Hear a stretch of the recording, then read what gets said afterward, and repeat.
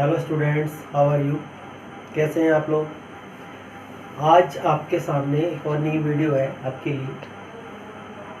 हम चैप्टर तो वही हमारा नॉट प्रॉफिट ऑर्गेनाइजेशन। इसमें जो मेन टॉपिक है जिसमें 6 मार्क्स का क्वेश्चन पूछा जाता है 12th क्लास में, वो आप देखो जरा ध्यान से। टॉपिक का नाम है इनकम एंड एक्सपेंडिचर अकाउंट। हमारा टॉपिक है आज का इनकम एंड एक्सपेंडिचर।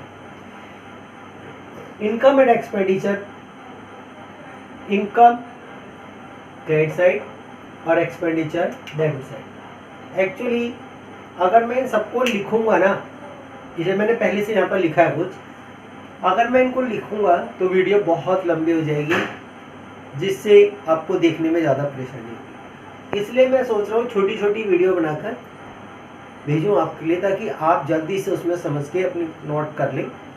एक बात और कहना चाहूँगा मैं, 12th क्लास में अच्छे मार्क्स लेने के लिए स्टूडेंट्स को अपने नोट्स खुद बनाने पड़ते हैं। मैं जितने भी फॉर्मेट लिखवा रहा हूँ उसको आप एक वाइट पेपर पे ज़रूर राइट डाउन करें। अगर आप अपने फॉर्मेट ढंग से नहीं लिखेंगे तो क्वेश्चन करने में हमेशा गलतियाँ होंगी, क्योंकि आपको कॉन्सेप्ट क्लियर नहीं होगा। आपको ये पता नहीं चलेगा कि एक्सपेंडिचर में ये चीज़ें क्यों आएंगी और इनकम में ये चीज़ें क्यों आएंगी। अगर आपका कॉन्सेप्ट क्लियर रहेगा तो ही आपको समझ आएगा कि हमें कौन सी आइटम कहाँ प्लेस करना है। इसलिए आप लोग फॉर्मेट को राइट डाउन करें नोटबुक में। वीडियो को पॉज कर दें, पॉज करके अपना नोट कर लें और अपना फॉर्मेट बनाएं, क्योंकि इतने सारे क्वेश्चन हैं बुक में, सारे क्वेश्चन वीडियो में नहीं कराए जा सकते। उससे पहले हम लोग देखेंगे इसके फॉर्मेट में होता क्या है। इनकम एंड एक्सपेंडिचर, यहाँ आप अपने क्लब ABC क्लब लिख दिया मैंने, जो भी ऑर्गेनाइजेशन होगा वो उसका यहाँ नाम लिख दिया जाएगा। Income and expenditure, debit credit, expenditure ये रहा, इनकम ये रहा, ये अमाउंट दोनों अमाउंट है। टू सैलरी एंड वेजिस, यहाँ मैंने लिखा पेड, तो आपको यहाँ पेड लिखने की जरूरत रिक्वायरमेंट नहीं है। To salary and wages, salary wages लिखेंगे। और अगर उसका आउटस्टैंडिंग या प्रीपेड है तो वो ऐड और लेस कर देते हैं। तो देखें, जैसे salary and wages, add outstanding at the end, means at the end का मतलब है करंट ईयर का, जिस साल का आप बना रहे हैं। जैसे हम लोग बना रहे हैं फॉर द ईयर एंडेड 31 मार्च 2020 का, तो 2020 की जो आउटस्टैंडिंग है वो इसमें ऐड करेंगे यहाँ पर।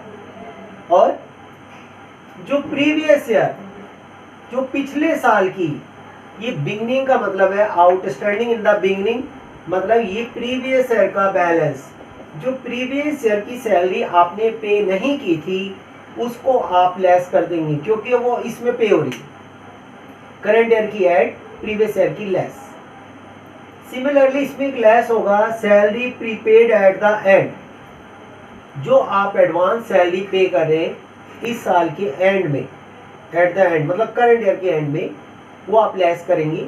और जो सैलरी आपने पिछले साल, यानी कि in the beginning previous year में आपने एडवांस में पे करी थी, प्रीपेड एडवांस में पे करी थी, वो आप इसमें ऐड कर लेंगे। इट मीन्स करंट ईयर का आउटस्टैंडिंग ऐड, प्रीवियस ईयर का लेस, करंट ईयर का एडवांस लेस, प्रीवियस ईयर का ऐड। अब अगला पॉइंट है एक्सपेंडिचर में रेंट एंड टैक्सेस। इसमें भी यही होगा, रेंट में अगर रेंट आउटस्टैंडिंग है ऐड कर देंगे, प्रीपेड है लेस कर देंगे। इंश्योरेंस प्रीमियम, अब इंश्योरेंस प्रीमियम मैंने आपको बताया था कि जो हमारे क्लब है उसकी बिल्डिंग का हम इंश्योरेंस कराते हैं कि फायर वगैरह से बचने के लिए, तो इंश्योरेंस प्रीमियम पे कर रहे हैं हम, तो इंश्योरेंस और जो प्रीपेड होगा वो लेस कर देंगे, अमाउंट कर देंगे। ऑडिट फी, मतलब अपने अकाउंट्स की ऑडिट कराने में जो पैसे लगेंगे, खर्च होंगे, जो चार्ज लगेगा ऑडिट फी। लीगल चार्जेस, जैसे डॉक्यूमेंटेशन एसेट्रा, वो legal charges. Bank charges. Honorarium, honorarium क्या होता है? ऑनरेरियम के मीन्स, जैसे सपोज आपने कोई चेकअप कराया, आपने क्लब में चेकअप कैंप लगाया, तो उसके अंदर जो वहाँ डॉक्टर या नर्सेस को जो आपने at the end of the function payment दी ऑनर एरिया में, या आपने कोई कोच बुलाए, आपका स्पोर्ट्स क्लब है, आपने बाहर कोई कोच बुला, बाहर से कोई कोच बुलाया है, उसको जो आपने पेमेंट की है वो ऑनर एरियम के नाम से डालेंगे। चैरिटी शो एक्सपेंसेस, आपने एक चैरिटी शो किया है, उसका जो एक्सपेंसेस है वो यहाँ आएगा। पोस्टेज एंड टेलीग्राम, पोस्टेज आप समझती हैं, जो आप किसी को हम लोग रजिस्टर्ड लेटर वगैरह भेजते हैं, वो पोस्टेज एंड टेलीग्राम्स में डाल सकते हैं। अगर सिर्फ पोस्टेज के नाम से दिया तो आप पोस्टेज डालेंगे, पोस्टेज टेलीग्राम दिया तो पोस्टेज टेलीग्राम डालेंगे। इसको आपको यहाँ ये देखने की जरूरत नहीं है। इसके बाद इलेक्ट्रिसिटी, वाटर चार्जेस, जितने भी चार्जेस होंगे वो यहाँ सब डाल देंगे। कन्वेंस जितना भी होगा, travelling, repairs and renewal. Repairs और रिन्यूअल मतलब जो भी आपने ऑर्गेनाइजेशन की में रिपेयर्स कराई है, कूलर है, बिल्डिंग रिपेयर्स है, छोटे मोटे खर्चे हैं रिपेयर्स के, repairs and renewal. Sundry expenses, बहुत सारे एक्सपेंसेस, छोटे छोटे खर्चे हैं आपके, वो सन्ड्रीज में आपने बनाए हुए तो सन्ड्रीज एक्सपेंसेस है। To loss on sale of old assets, मैं सपोज करो आपका एक फर्नीचर था जो आपने 2000 रुपये का, 2000 रुपीज़ का परचेज किया था, उसका डेप्रीशिएशन था 1000 रुपीज़, तो 2000 में से 1000 डेप्रीशिएशन चला गया, 1000 बचा और आपने 800 का बेच दिया, तो आपको लॉस हो गया 200 का, वो हो गया loss on sale of old assets. इसमें एक दो आइटम्स और आएंगे अभी, वो अभी हम आपको लिख के बताता हूँ क्योंकि उसके बारे में डिस्कस करना बहुत जरूरी है उन आइटम्स का। आप यहाँ देखिए इनकम में क्या क्या शो करना है मैंने। सब्सक्रिप्शन रिसीप्ट, मतलब आपको रिसीप्ट एंड पेमेंट में जो टोटल सब्सक्रिप्शन रिसीव गिवन होगी वो लिखेंगे यहाँ। उसके बाद ये 4 आइटम्स जो बड़े ध्यान से देख लेंगे, इसी से इनकम एंड एक्सपेंडिचर अकाउंट भी बनता है। जो आपका इनकम एक्सपेंडिचर अकाउंट बनेगा, सॉरी सब्सक्रिप्शन अकाउंट, मैं सब्सक्रिप्शन अकाउंट कह रहा हूँ वो गलती से निकल गया। इनकम एंड एक्सपेंडिचर अकाउंट में सब्सक्रिप्शन क्रेडिट साइड में आएगी। ये जो 4 आइटम है, ये calculation of subscription to be shown in the income expenditure, 3 marks का सेपरेट क्वेश्चन आता है, उसमें ये 4 आइटम लेने होते हैं हम लोग। आप ध्यान से देखें थोड़ा। Subscription receive at outstanding at the and, मतलब करंट ईयर के एंड में जो आपका पैसा नहीं आया है, जो अभी मेंबर से लेना है, वो आउटस्टैंडिंग एट द एंड है करंट ईयर वाला। Less outstanding in the beginning, previous year, जो प्रीवियस ईयर का आउटस्टैंडिंग था वो लेस करना होता है प्रीवियस ईयर का। इन द बिगिनिंग, जो सपोज करो मैं 2020 का बना रहा हूँ, तो 2020 के बिगिनिंग में इस साल के बिगिनिंग का होगा 1 अप्रैल 2019, तो 2019 की जो बिगिनिंग में होगा इसका मतलब वो पिछले साल का, लास्ट ईयर का रहा होगा, इसलिए in the beginning previous year का होता है। Advance receive in the beginning, जो आपने करंट ईयर के लिए 2020 के लिए 2019 में एडवांस लिया होगा, मिला होगा आपको, वो एडवांस इन द बिगिनिंग है, वो ऐड होगा। और less advance receive at the and, मतलब फॉर नेक्स्ट ईयर के लिए। ये एडवांस जो करंट ईयर के लिए, इस साल के लिए मिला होगा, पिछले साल वो है, और ये नेक्स्ट ईयर के लिए 2020 के लिए जो एडवांस मिला होगा वो ये वाला एडवांस है। इनको आप प्लस माइनस करके जो अमाउंट आएगा वो बाहर की तरफ यहाँ लिख। उसके बाद आती है by entrance fees. Entrance fees if revenue, हम एंट्रेंस फीस को रिवेन्यू भी लिख सकते हैं और कैपिटलाइज भी लिख सकते हैं, और कभी कभी पार्शली लिखा जाता है, आधी रिवेन्यू आधी कैपिटलाइज। जितना पार्ट रिवेन्यू होगा वो इनकम एक्सपेंडिचर में आएगा, और जितना पार्ट कैपिटलाइज होगा वो बैलेंस शीट में जाएगा, कैपिटल फंड में ऐड हो जाएगा। इसके बाद जनरल डोनेशन, क्योंकि जनरल डोनेशन भी इनकम ही है ऑर्गेनाइजेशन की, तो जनरल डोनेशन यहाँ जाएगा। हम लोगों ने पढ़ा था एक स्पेसिफिक डोनेशन या donation for building fund etcetera, तो वो नहीं आएगी, स्पेसिफिक डोनेशन नहीं आती, जनरल डोनेशन आएगी। अगर आपको डोनेशन के आगे कुछ नहीं लिखा तो आप जनरल डोनेशन ट्रीट करके यहाँ पर डाल देंगे इनकम में से। बाय लाइफ मेंबरशिप फीस, ऐसा होता नहीं है कि लाइफ मेंबरशिप फीस यहाँ आ जाए इनकम एक्सपेंडिचर में, बट अगर गिवन है कि ये रिवेन्यू है तो आपको लेनी ही पड़ेगी।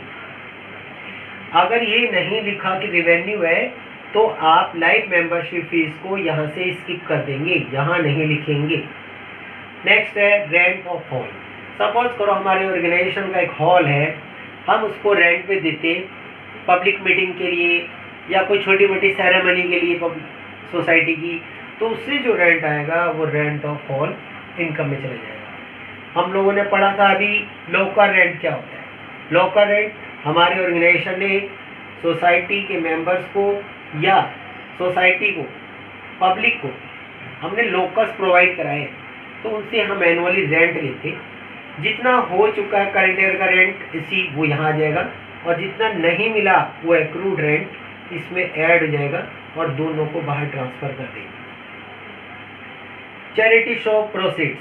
चैरिटी शो हम लोगों ने एक चैरिटी शो ऑर्गेनाइज किया ऑर्गेनाइजेशन ने, उस पर जो एक्सपेंसेस होंगी वो यहाँ आएगा, ये देखिए, और जो उससे पैसे आएंगे वो यहाँ आएंगे।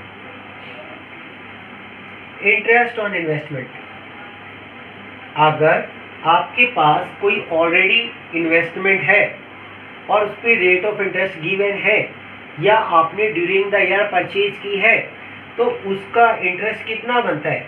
सपोज करो मेरा यहाँ पर मैं मान के चलता हूँ 1000 बन रहा है टोटल, और यहाँ 800 मिल चुका है, 800 वो दिखा रहा है रिसीव्ड एंड पेमेंट में कि 800 आ गया, तो 800 आप यहाँ लिख देंगे, और जो 200 बैलेंस है वो यहाँ एक्रूड में दिखाकर तब आप बाहर की तरफ 1000 लिखेंगे। फिर सुने, मैंने बोला कि मेरी जो 10,000 की इन्वेस्टमेंट है 10%, तो 1000 रुपीज़ बनते इंटरेस्ट। अब मेरे को 1000 यहाँ बाहर चाहिए, वो कहता है सर आपको इंटरेस्ट मिल चुका है रिसीव्ड पेमेंट में 800 रिसीव्ड पेमेंट में शो कर रहा, मिल गया, तो मेरे को तो 1000 मिलना था, तो इसको इट मीन्स क्या है कि 200 एक्रूड इंटरेस्ट है वो यहाँ ऐड कर देंगे।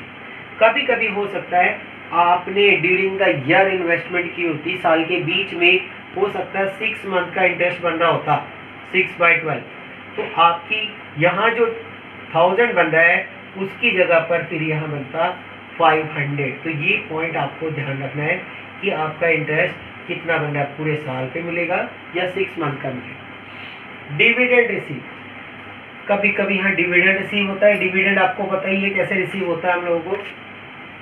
Profit on sale of old material, हम लोगों के पास profit on sale of old material में क्या होता है कि हमारे पास एक फर्नीचर था 1000 रुपीज़ का, जिस पे डेप्रिसिएशन है 200, 800 का बच रहा है, हमने इसको सोल्ड कर दिया 600 में, तो जो लॉस हुआ 200 का, ठीक है, लॉस होगा 200 का, तो लॉस हमारा इधर आएगा, loss on sale of furniture, old assets, old material. अगर प्रॉफिट होगा तो प्रॉफिट हमारा यहाँ आएगा। जैसे हमारा 800 का बचा था, हम इसको 900 में सोल्ड कर देते तो 100 रुपीज़ की जो प्रॉफिट होता है वो यहाँ जाता है। अगर हमें लॉस हो रहा है तो एक्सपेंडिचर में चला जाएगा, और प्रॉफिट हो रहा है तो इनकम में चली जाएगी। प्रॉफिट फ्रॉम एनुअल स्पोर्ट्स, हमने स्पोर्ट्स मीट करवाया, स्पोर्ट्स करवाया, एनुअल स्पोर्ट्स हुआ है, उसमें जो रिसीप्ट आई होगी एनुअल स्पोर्ट्स के लिए, उस रिसीप्ट में से उसके एक्सपेंसेस माइनस कर देंगी, जो अमाउंट आएगा वो यहाँ। लेकिन कभी कभी हो सकता है कि रिसीप्ट कम हो और एक्सपेंसेस ज़्यादा हो, तो आपने क्या करना है, तो जो रिसीप्ट होगी वो यहाँ लिख देंगे, ठीक है, और जो एक्सपेंसेस होंगे एनुअल स्पोर्ट्स की जो एक्सपेंसेस होंगे वो यहाँ दिखाएंगे। ये बात याद रखना है, अगर एक्सपेंसेस ज़्यादा हैं और रिसीप्ट कम है तो रिसीप्ट तो इधर दिखा देंगे एनुअल स्पोर्ट्स के लिए, और एक्सपेंसेस इधर दिखा देंगे। अगर रिसीप्ट ज़्यादा है और एक्सपेंसेस कम है तो रिसीप्ट में से एक्सपेंसेस माइनस करके यहाँ डायरेक्ट लिख देंगे, वो प्रॉफिट फ्रॉम एनुअल स्पोर्ट्स आ जाएगा। अगर इस तरफ का बैलेंस बढ़ा है तो यहाँ पर आपने क्या करना है, गैप देना है अपने फॉर्मेट में, लाइनें छोड़ देनी है, क्योंकि कई बार क्या होता है हम लोग कुछ भूल गए, यहाँ पर हम फॉर्मेट में लिखें, आपको बाद में क्वेश्चन में जो आए करेंगे प्रैक्टिस तो नए नए 2-4 आइटम दिखाई देते, तो आप अपने फॉर्मेट में सारे वो जो न्यू आइटम्स आएंगे यहाँ लिख लेना। इसका मतलब आपने गैप देना, लास्ट बिल्कुल लाइन में आपने लिखना है डेफिसिट। डेफिसिट अगर एक्सपेंडिचर बड़ा है तो डेफिसिट आएगा इस तरह, और अगर हमारा इनकम ज़्यादा है, इनकम का अमाउंट ज़्यादा बड़ा है और एक्सपेंडिचर का छोटा है तो यहाँ सरप्लस आएगा। बट मैं अभी 2-3 आइटम और लिख के दिखाता हूँ आपको, उसके बाद सरप्लस लिखेंगे। अब थोड़ा सा आगे देखते हैं, ये 2-3 पॉइंट और हैं आपके लिए जो बहुत ही इंपॉर्टेंट पॉइंट हैं इस टॉपिक के। एक है टू डेप्रिसिएशन, मैंने एक साथ किया है डेप्रिसिएशन ऑन फर्नीचर। फर्नीचर में क्या है, सपोज आपके पास पहले पुराना फर्नीचर है 10,000 का, आपने 20,000 का और खरीदा, बट ये नहीं बताया कब खरीदा, तो टोटल आपका जो फर्नीचर हुआ है, अगर आपको डेट नहीं मालूम तो 30,000 का फर्नीचर है, उसका 10% है सपोज, तो कितना हुआ डेप्रिसिएशन करें तो 3,000 आपका डेप्रिसिएशन आ जाएगा फर्नीचर पे। मीन्स पुराना फर्नीचर प्लस न्यू परचेज दोनों को ऐड करेंगे और टोटल में निकालेंगे। कभी कभी वो कहता है कि जो परचेज है इंक्लूड नहीं करनी, ठीक है, परचेज को एक्सक्लूड करना है, तो आप फिर इसको ऐड नहीं करेंगे, सिर्फ इस पे 10% निकाल देंगे। बुक्स, जो हमारी पुरानी बुक्स है वो देख लेंगे और नई बुक्स ऐड करके डेप्रिसिएशन बोलेगा, तो अकॉर्डिंग टू जो हमें पॉइंट दिया होगा उस डायरेक्शन में हम डेप्रिसिएशन निकालेंगे। कुछ नहीं दिया तो बुक्स पे निकाल देंगे। बिल्डिंग पे डेप्रिसिएशन, स्पोर्ट्स मटेरियल पे डेप्रिसिएशन, अगर नीचे इन्फॉर्मेशन में दिया है तो। इसके बाद ये स्पोर्ट्स मटेरियल कई बार में डेप्रिसिएशन नहीं निकलवाता, इसके ओपनिंग और क्लोजिंग बैलेंस गिवन होते हैं और payment made during the year भी गिवन होती है। तब उस कंडीशन में हमें अपना टॉपिक ध्यान से चेक करना है। ये वाला, इसमें क्या है कि स्पोर्ट्स मटेरियल कंज्यूम या यूज्ड, एक ही बात होती है, तो कंज्यूम बोल दो या यूज्ड बोल दो। इसमें payment made during the year लिखेंगे, जो आपने पेमेंट की है पहले। ये रिसीव्ड एंड पेमेंट अकाउंट में जो पेमेंट है वो लिखी हुई होती है, उसको यहाँ लेते payment made during the year.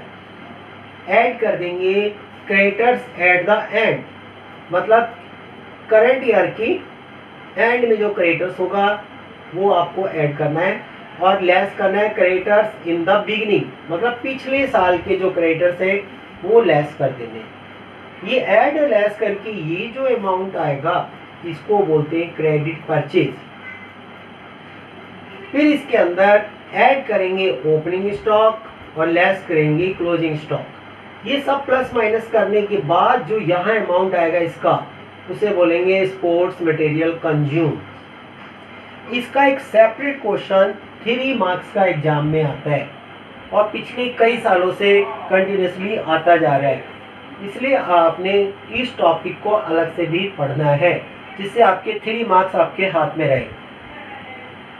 अब एक बात और बताना चाहूँगा मैं इसमें कि जरूरी नहीं कि इसमें हमें क्रेडिटर्स गिवन हो, ये जरूरी नहीं है कि क्रेडिटर्स गिवन हो, तो हमें ये सब नहीं लिखना। ज़्यादातर मोस्टली क्वेश्चन में क्या होता है कि payment made during the year eight opening stock less closing stock, बस ये 3 अमाउंट से ही आपका मटेरियल कंज्यूम आ जाएगा। इसके बाद ये मैंने यहाँ लाइनें छोड़ी, इसका मतलब है कि आपने अपने नोट्स जो बनाना है उसमें खूब सारी लाइनें छोड़ देनी है, 5, 7, 8, 10, और लास्ट में जाके लिख देना है सरप्लस। अगर इधर का टोटल क्रेडिट साइड का इनकम का टोटल बड़ा है और एक्सपेंसेस का टोटल छोटा है तो सरप्लस बचेगा आपका excess of income over expenditure. और इफ एक्सपेंडिचर का टोटल ज़्यादा है, इनकम का टोटल कम है, तो आपका बचेगा डेफिसिट बैलेंसिंग फिगर, यानी कि एक्सेस ऑफ, यहाँ लिख देंगे excess of expenditure over income.